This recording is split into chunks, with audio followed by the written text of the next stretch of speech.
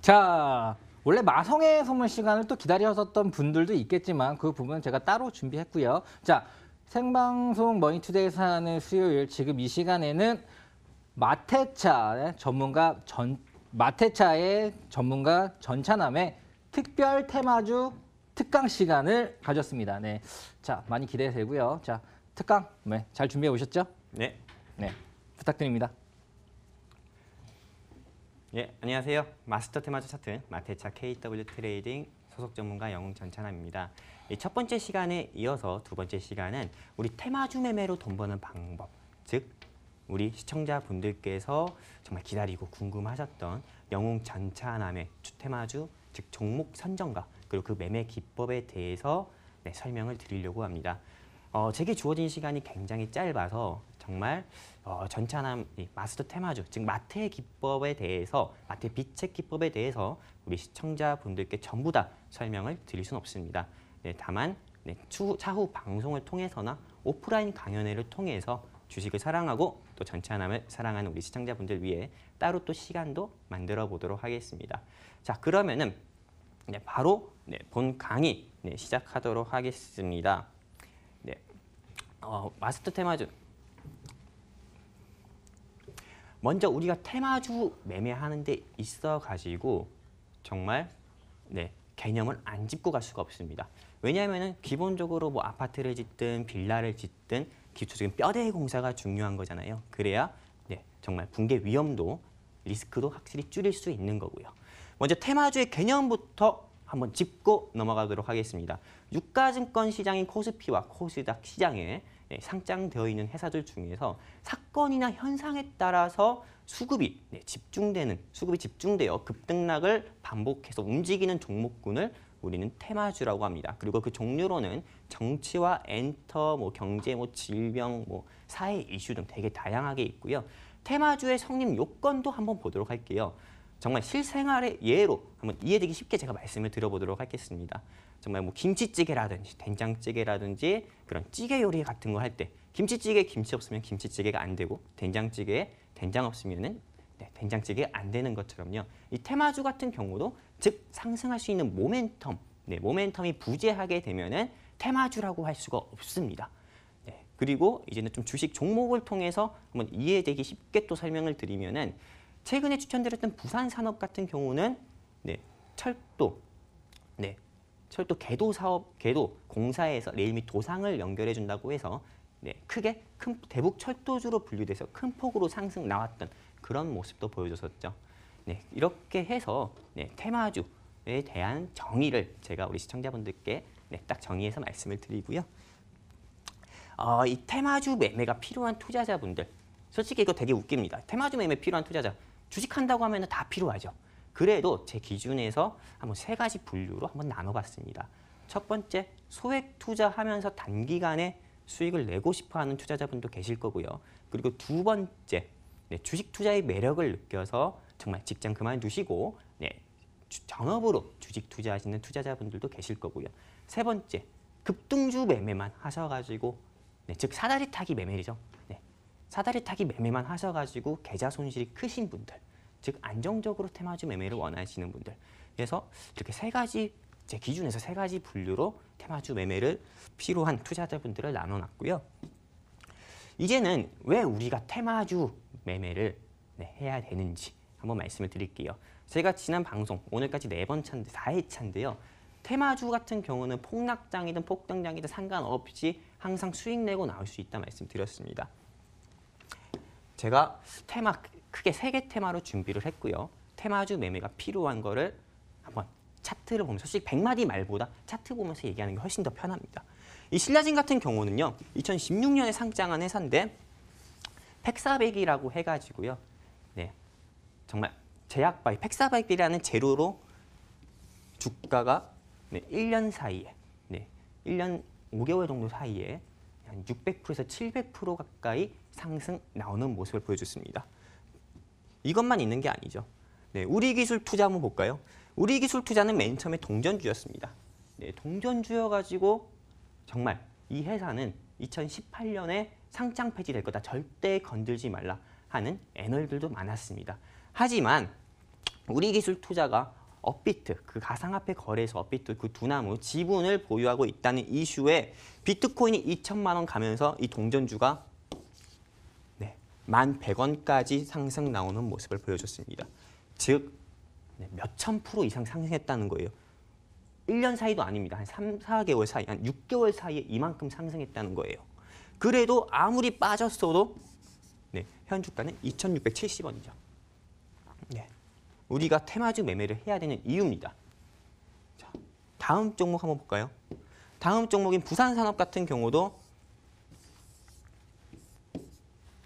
2018년 1월 주가에 대비해서 4만 원도 하지 않았던 회사가 4월 27일 판문점 선언 때 북한의 조속히 필요한 도로와 철도 공사가 필요하다라는 그 판문점 선언 의제에 따라서 바로 25만 원까지 상승 나오는 모습을 보여줬습니다. 즉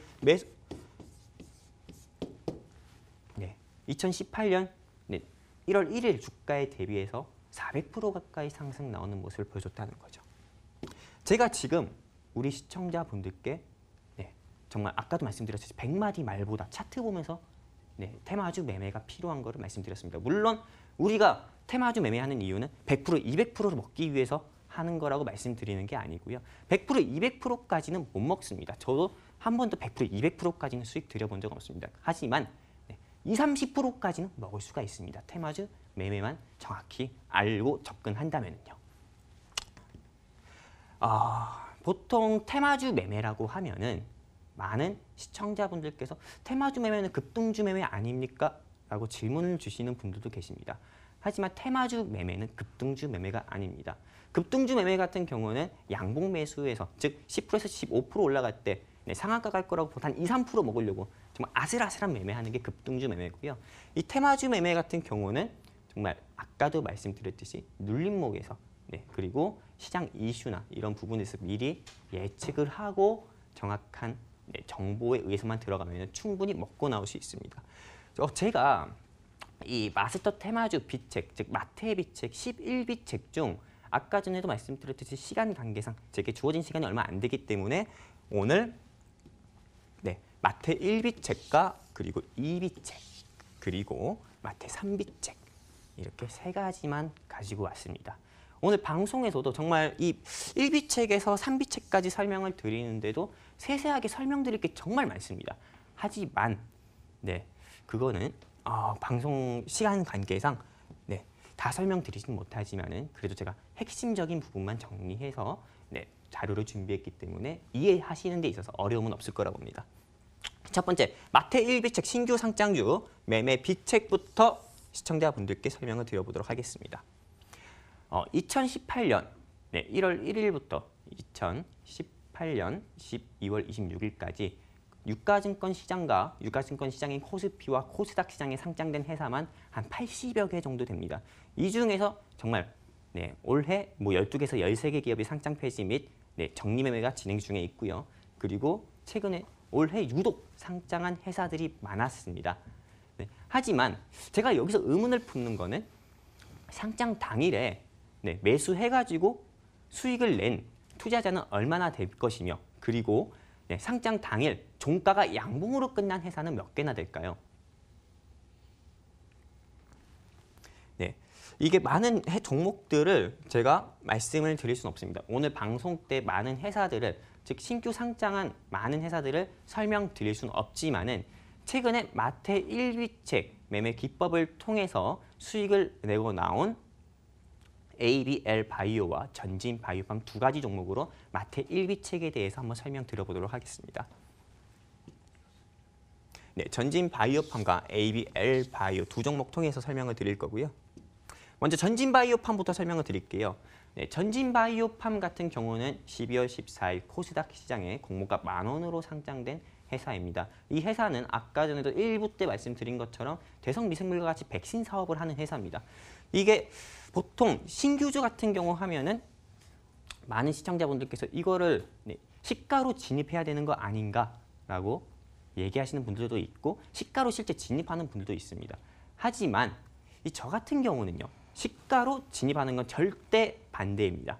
왜냐하면요. 많은 신규주 매매 같은 경우는 말 그대로 그날 신규 상장한 회사이기 때문에 방향성을 알 수가 없습니다. 그냥 처음부터 급락으로 시작할지 급등으로 시작할지 모릅니다. 시가가 안 잡히고 시가가 안 잡히고 바로 상한가로 가는 경우도 있기 때문에 저는 항상 주식은 제일 안전하게 매매해서 투자해서 수익을 내는 게 정답이라고 보고 있기 때문에 신규주 매매에 있어서는 마이너스 시가의 진입이 아니라 마이너스 7%에서 진입 시기입니다. 여러분 메모하세요. 지금 뭐 TV만 보지 마시고 노트와 볼펜 가지고 와서 메모해 주시는 게 좋습니다. 진입 시기 같은 경우는 마이너스 7%에서 마이너스 10% 정도로 보고 있고요. 그리고 그날 최근에 신규 상장한 회사들의 주가 흐름을 봐야 됩니다. 종가가 양봉으로 끝났고 처음에 시가가 어떻게 시작했는지 그 흐름하고 시장 상황도 봐야 됩니다. 그래서 그런 기초적인 정보를 확인하고 진입을 하는 게 좋고 진입 시기는 마이너스 7%에서 마이너스 10%고요. 이 전진바이오팜 같은 경우는 이 자리에서 우리 KW 트레이딩 회원님들께 12,000원에서 우리 11,000원 사이 매수해보자 했고요. 그리고 바로 음봉 자리에서 매수했습니다. 바로 시가부터 매수한 게 아니에요. 음봉 자리에서 매수해가지고 매수가 대비해가지고 한 20% 정도의 수익을 내고 나왔습니다. 보통 많은 분들께서 질문하십니다. 그럼 신규주는 뭐 당연히 그날 신규 상장했기 때문에 일봉이나 주봉 못 보는데 분봉으로 몇 분봉을 봐야 됩니까? 라는 질문을 주시는 분들도 있습니다. 당연히 분봉은 뭐 1분봉, 3분봉, 5분봉도 있지만 무조건 1분봉으로 보고 대응해야 됩니다.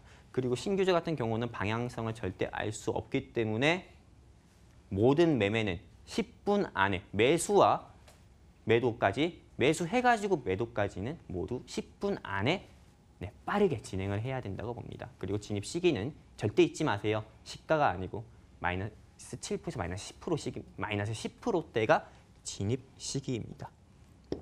자, 이 ABL 바이오 같은 경우 볼까요? 이 ABL 바이오 같은 경우는 12월 19일에 상장한 회사고 공모가는 15,000원 정도였어요. 이 ABL 바이오 같은 경우는 이중 면역 항체 만드는 사업을 하는 회사고요.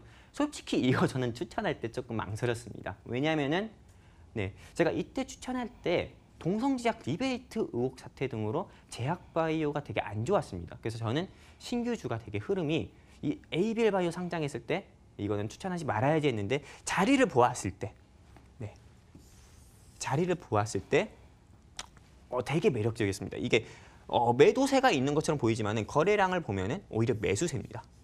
그래서 이 자리에 시청자분들께 추천을 드렸고요. 실시간 대응 가능하신 시청자분들께 추천을 드렸고 물론 여기까지는 우리가 올라갈 때 수익 실현은 못했습니다. 하지만 이 자리에서 추천해서 6%에서 7% 정도의 수익 실현은 하고 나왔습니다. 저도 정말 뭐 6%에서 7% 정도의 수익 실현을 하고 나왔지만은 현재 주가를 보면은 17,850원으로 오히려 수익 실현한 금액보다도 더 높습니다. 하지만 제가 아까 전에 뭐라고 말씀드렸죠? 신규주 매매 같은 경우는 매수와 동시에 매도까지 10분 안에 모두 끝내야 된다고 말씀을 드렸기 때문에 신규주 매매 비책에 따라서 6%에서 7% 정도의 수익을 안정적으로 내고 나왔습니다. 그러면은 바로 이제 신규주 매매 비책에 대해서 한번 정리를 해보는 시간을 가져보도록 하겠습니다. 신규 상장주의 진입 시기는 음봉일 때 진입, 한 4번 정도 말씀드렸습니다. 신규 상장주의 진입 시기는 무조건 음봉일 때 진입을 해야 됩니다. 절대 시가 진입하지 않고 시가 흐름을 보고 매수하는 것이 중요하고 반드시 손절선을 설정하고 진입을 해야 됩니다. 그리고 기본적으로 필수입니다. 회사의 사업 개요와 공모가는 확인하셔야 됩니다. 우리가 정말 사람을 소개받아서 만난다고 하더라도 그 사람이 뭐 하는 사람인지 어떤 직업으로 있는 사람인지 그런 건 기본적으로 확인하는 것처럼 무조건 신규 상장하면 그런 기초 지식 같은 경우는 확인하고 기초 정보는 확인하고 진입하는 게 좋습니다. 왜? 우리 게임 돈으로 하는 게 게임 돈으로 주식 투자하는 게 아니니까요. 자, 그러면은 마태 2비책으로 바로 좀 넘어가 보도록 하겠습니다. 이 마태 2비책 증시 일정 매매 비책입니다. 정말 이거는 손쉽게 수익 실현을 할 수 있는 2비책인데요. 이해하기 좀 쉽습니다. 종목은 평화산업이랑 그리고 덱스터로 제가 한번 이해되기 쉽게 설명을 드려보도록 하겠습니다. 먼저 평화산업부터 볼게요. 이 평화산업 같은 경우 장대 양봉이 1번, 2번, 그리고 3번, 4번 총 4개의 장대 양봉이 나왔습니다. 평화산업 같은 경우는 2018년 2월 달부터 현대차에서 국내 최초의 수소차인 넥소가 나온다고 계속 얘기가 나왔었죠. 그 소식에 한번 이렇게 상승이 한번 나왔습니다. 1차 상승이 나왔어요. 그리고 나서 넥소의 예약 판매 일정까지 구체적으로 나왔습니다. 근데 그 전까지도 상승은 안 나왔습니다. 계속 주가는 급등락을 반복했었죠. 하지만 한마디로 마태 그 일정이 나왔을 때 매수가 들어갔다면은 당연히 이 자리에서 매수가 들어갔다면은 이렇게 크게 한번 먹고 나올 수가 있었죠. 그리고 6월 달 같은 경우는 정부에서 수소차 육성 2022년까지 수소차를 육성한다는 정부의 구체적인 가이드라인까지 나오면서 한 번 더 상한가가 나오는 모습을 보여줬습니다. 단순히 상한가가 아니죠. 몇 거래일 이상 상승 나오는 모습을 보여주면서 얘는 확실히 수소차 대장주다라는 그런 자리매김까지 하는 그런 모습도 보여줬습니다. 우리가 단순하게 정말 뉴스 보면서 뭐 수소차가 나오는구나라고만 생각하지 않고 수소차 나오니까는 평화산업이나 유니크 한번 관심 있게 봐야겠다. 그럼 판매 일정이 언제지? 또는 판매량은 어느 정도 될까? 또는 현대차 영업사원분한테 전화해가지고 넥소에 대한 그런 부분까지 확인하고 매수가 만약에 먼저 들어갔다고 하면은 손쉽게 수익 실현하고 나올 수 있는 종목이죠. 그래서 마태 2비책 증시 일정 매매는 되게 쉽습니다. 투자자분들한테 있어가지고요.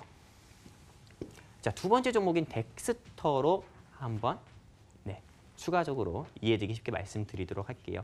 이 덱스터 같은 경우는 정말 2017년 연말 가장 핫했던 영화를 우리 시청자분들께 질문하면 전부 다 신과 함께라고 얘기하실 겁니다. 신과 함께의 감독은 김용하 씨인데요. 이 덱스터라는 회사에 김용하 씨 외 3인의 지분이 한 30% 가까이 있는 걸로 알고 있습니다. 그래서 덱스터는 신과 함께 관련주로 분류가 됐었고 신과 함께가 작년 2017년 연말에 흥행 성공했고 2018년 여름에 신과 함께 인가연이라고 해서 한 번 더 나왔습니다. 이 개봉 일정에 따라서 이때 개봉을 했는데요. 이때 매수가 들어갔다면요. 손쉽게 10% 이상은 먹고 나올 수가 있었습니다. 10% 이상은 수익 실현하고 나올 수가 있었습니다.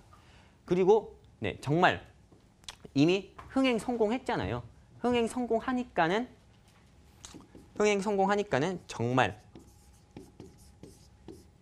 증시 일정 매매 비책에 따라서 차익 매물이 바로 나오죠.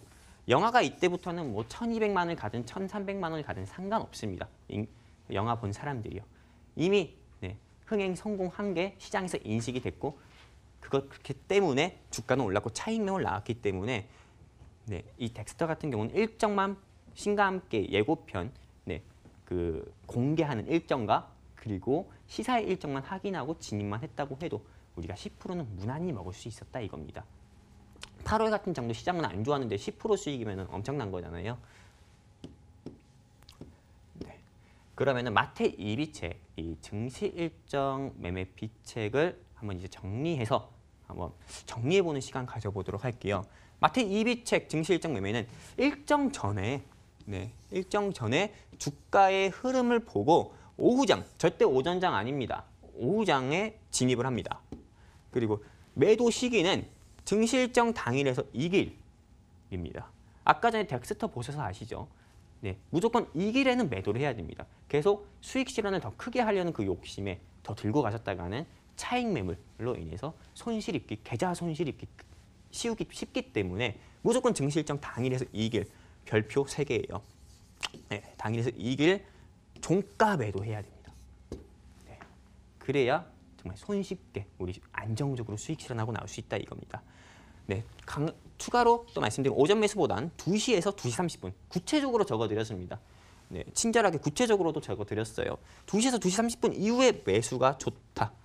네, 그리고 전강 후약의 시장을 이용해야 됩니다. 네, 이 전강 후약이라는 말을 모르시는 시청자분들도 계실 거예요. 즉 오전장에는 강세, 오후장은 약세라고는 말입니다. 즉 시장이 꺾일 때 매수하는 게 정말 오히려 남들보다도 다른 투자자들보다도 더 싸게, 더 저렴하게 매수가 가능합니다. 그리고 반드시 손절가 설정은 필수로 설정하고 들어가야 되고요. 그 증시 일정 다가오기 전에는 항상 그 종목의 정리와 그리고 공부는 필수입니다. 이렇게 해가지고 마태 2비책 증시 일정 매매 비책에 대해서 설명을 드려볼게요. 지금까지 제가 마태 1비책과 마태 2비책을 설명을 드렸습니다. 이해되기 정말 쉽지 않게 이해되기 쉽게 제가 종목을 통해서 설명을 드렸고요. 보통 테마주 매매하는 데 있어서 많은 시청자분들께서 매수가 중요한 겁니까? 매도가 중요한 겁니까? 라고 질문 주시는 분들도 있습니다. 하지만 테마주 매매에 있어서는 매수보다 매도가 더 중요합니다. 매수는 솔직히 아무나 할 수 있어요. 하지만 매도 같은 경우는 아무나 할 수가 없습니다. 왜? 매수하고 나서 주가가 크게 급등이 나왔는데 오늘 동양물산을 예로 들게요. 동양물산처럼 크게 급등이 나왔는데 정말 매수가 대비해서 내가 7, 8% 이상 수익권이었어도 종가는 마이너스 8%로 떨어졌죠. 그러면 오전장에만 해도 내가 수익 중이었던 내 계좌가 종가쯤에는 음봉으로 바뀐다는 거죠. 손실권으로 바뀐다는 거예요. 제가 무슨 말씀 드리는지 알죠? 정말 대응하시기 쉽지 않다면은요. 대응하시기 쉽지 않다면은 매수가 대비해가지고 항상 플러스 5%에서 6% 수익권에서는 매도를 걸고 대응을 하시는 게 제일 좋습니다. 테마주 매매하는 데 있어서. 자, 마지막입니다. 정말 아쉬운데요. 벌써 이렇게 마지막으로 설명드리는 게 아쉬운데 마지막 마태 3비책 기신주 포착 비책입니다. 또 종목을 통해서 제가 한번 가져와 봤습니다. 평화산업과 삼화전기를 통해서 기신주 포착 비책에 대해서 설명드리려고 합니다. 솔직히 기신주 포착 비책에 대해서 설명드리려면 한두 시간은 더 강의를 해야 됩니다. 하지만 정말 전부 다 알려드리고 싶지만은 이거 같은 경우는 나중에 강연회를 통해서 추가로 좀 설명을 드려보도록 하겠습니다. 종목을 보면서 한번 말씀드릴게요. 평화산업 이렇게 한 번 상승 나왔고 2번 그리고 3번, 4번 그리고 5번. 평화산업 우리 시청자분들께서 수소차 관련주로 알고 계시는 분들이 많습니다. 맞습니다. 수소차 관련주 맞아요. 하지만 작년 하반기 2016년 연말에서 2017년 초에는 이게 원래 방산주였습니다. 남북 관계가 긴장으로 고조됐을 때 올랐던 종목이에요. 왜? LIG 넥스원과 방위산업청에 장갑차에 들어가는 바퀴에 부품 공급한다고 해서 이 평화산업이 올리는 방산주였어요. 그래서 1,400원에서 2,000원대까지 주가가 상승 나왔던 모습을 보여줬었는데 이게 평화산업이 계열사죠.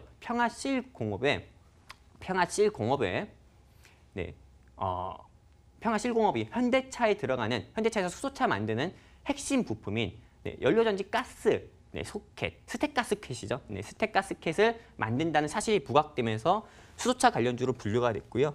그래서 주가는 보시는 것처럼 말도 안 되게 1,400원짜리 회사가 4,000원까지 상승 나오는 모습을 보여줬습니다. 항상 빠져도 얘는 다시 나온다 이겁니다. 자, 우선 지금 전반적으로 지금 세 가지의 비책을 봤는데요.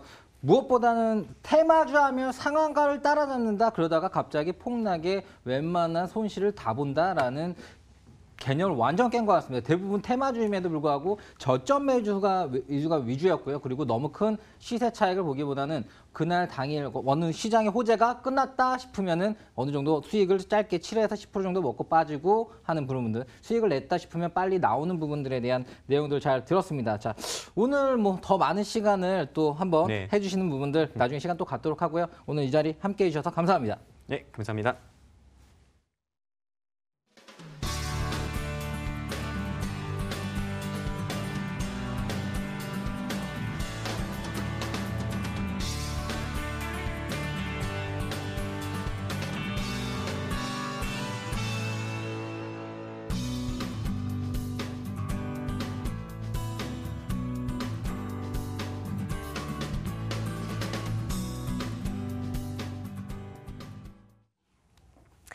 아쉽지만 오늘 마홍일의 해주야 여기까지입니다. 여러분들 성공투자 비법 잘 기억해 보시길 바라겠고요. 시청해 주신 여러분 고맙습니다.